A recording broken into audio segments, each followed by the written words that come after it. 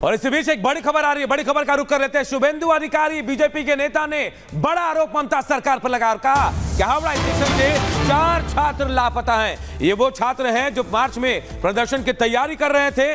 Police पर छात्रों को उठाने का बड़ा आरोप भी लगाया गया है। शुभेंदु अधिकारी बड़ा आरोप लगा रहे हैं ममता सरकार पर, पुलिस पर कि 4 छात्रों को उठा लिया गया है हावड़ा स्टेशन से। ये वो छात्र हैं जो मार्च प्रदर्शन की तैयारी कर रहे थे। इसके बाद इन चारों छात्रों को पुलिस ने वहां से उठा लिया है। तो आज बड़ा मार्च होने वाला नवन्ना अभियान जिसका नाम दिया गया है, उसके बाद ये जानकारी दे रहे हैं शुभेंदु अधिकारी के 4 छात्रों को उठा लिया है। बंगाल पुलिस ने ममता सरकार पर बड़ा आरोप शुभेंदु अधिकारी ने लगाया है। तो देखिए लगातार एक दूसरे पर वाल पलटवार का सिलसिला जारी है, लेकिन इसी बीच आपको ये बता दें कि मुख्य आरोपी संजय रॉय जिसकी गिरफ्तारी हो चुकी है, अब वो सीबीआई को गुमराह करने की कोशिश कर रहा है। ऐसा इसलिए क्योंकि संजय रॉय जिसने पहले कोलकाता पुलिस और फिर सीबीआई के सामने अपना गुनाह कबूल किया था, लेकिन अब वही संजय रॉय अपने बयानों से पल्ला झाड़ता हुआ नजर आ रहा है। रिपोर्ट के जरिए आपको दिखाते हैं।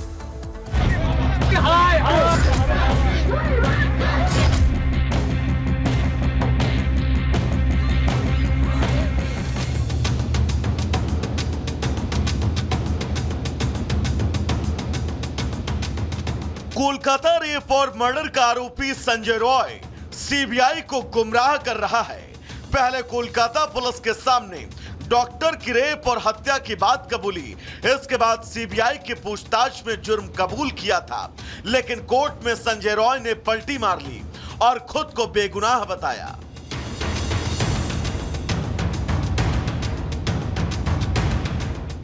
जहां तक कलकत्ता रेप और मर्डर केस का सवाल है, इसमें कलकत्ता पुलिस ने पहले ही एक आदमी को गिरफ्तार कर लिया है कि क्या वो इस केस में इन्वॉल्व है या नहीं है, और यदि इन्वॉल्व है तो क्या वो अकेला इन्वॉल्व है या उसके कोई साथ और भी दूसरे हैं। ये इस केस का जो सबसे अच्छा सॉल्यूशन है वो डीएनए फिंगरप्रिंटिंग के द्वारा है।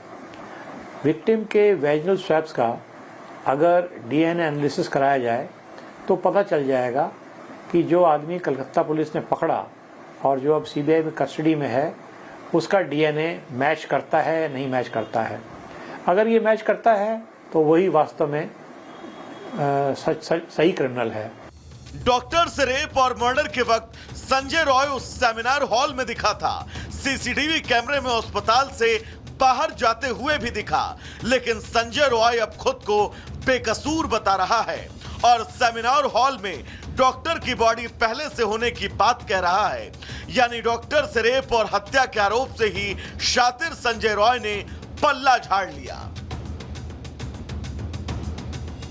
संजय रॉय रेप मर्डर का आरोपी केस को भटका रहा है क्योंकि सीबीआई पूछताछ में शुरू में गुनाह कबूला था, लेकिन कोर्ट में पेशी के दौरान जज के सामने रोने लगा। जज के सामने रेप मर्डर केस में खुद को निर्दोष बताया। जज के सामने रोते हुए कहा, मैंने कोई क्राइम नहीं किया। डॉक्टर से रेप मर्डर के आरोपी ने कहा, मुझे फंसाया जा रहा है।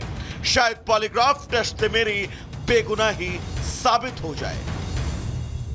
डिपार्टमेंट का जो इसका साथ थे, कोई ना कोई कुछ जानता है ये लोग कि गलत काम किया है कि नहीं है। ये इसके तो अभी तो हमको मैंने मन में ये क्वेश्चन भी आना शुरू कर दिया कि जो लोग साथ थे कहीं ना कहीं वो भी सस्पिशियस हैं। सस्पिशियस है। लड़की हमको लगता है कि 7-8 घंटे से कोई ने मेरे लड़की को देखा।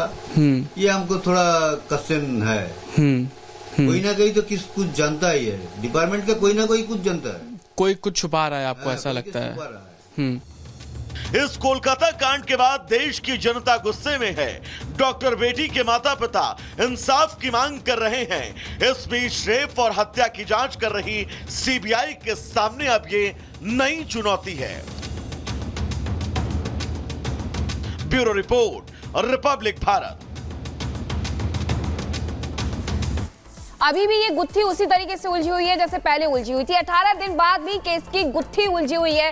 सीबीआई के सामने ये सबसे बड़ा चैलेंज है कि क्राइम सीन को सुरक्षित नहीं रखा गया था और उसके बाद भी किस तरीके से वहां पर जो लोग हैं, दंगाई हैं, वो घुस जाते हैं। क्राइम सीन के साथ छेड़छाड़ भी हुई थी। सीबीआई के सामने असली चुनौती यही है।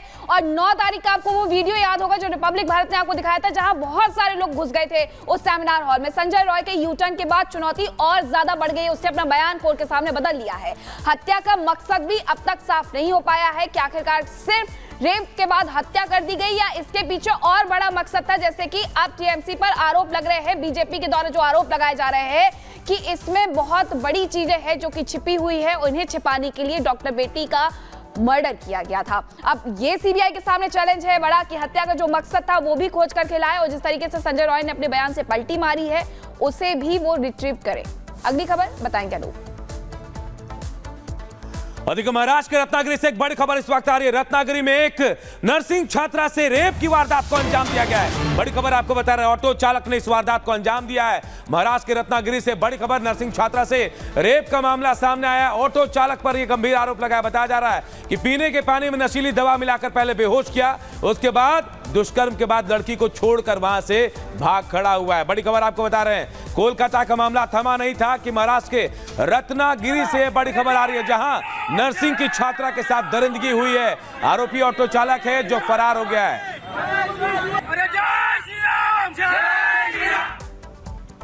और इधर खबर सामने आ रही है तिरुपति से, जहां सीवीआईएमएस अस्पताल में एक जूनियर डॉक्टर के साथ मारपीट की गई है। खबर यह है कि मामूली से कहा सुनी हुई थी और इसके बाद जो है मारपीट की नौबत आ गई। तस्वीर हम आपको दिखा रहे हैं, तिरुपति के सीवीआईएमएस अस्पताल की तस्वीर है। यहां पर किस कदर यहां पर डॉक्टर के साथ मारपीट हो रही है, इन तस्वीरों में आप खुद देख सकते हैं। कहा सुनी हुई थी, विवाद हुआ था और इसके बाद हाथापाई तक डॉक्टर के साथ कर दी गई है। तो एक के बाद देखिए ऐसी खबरें सामने आती है जहां डॉक्टर के साथ कभी बदसलूकी होती है तो कभी मारपीट होती है। और एक बार फिर से यह हैरान करने वाली तस्वीर तिरुपति से सामने आई है, जहां डॉक्टर के साथ मारपीट हुई है।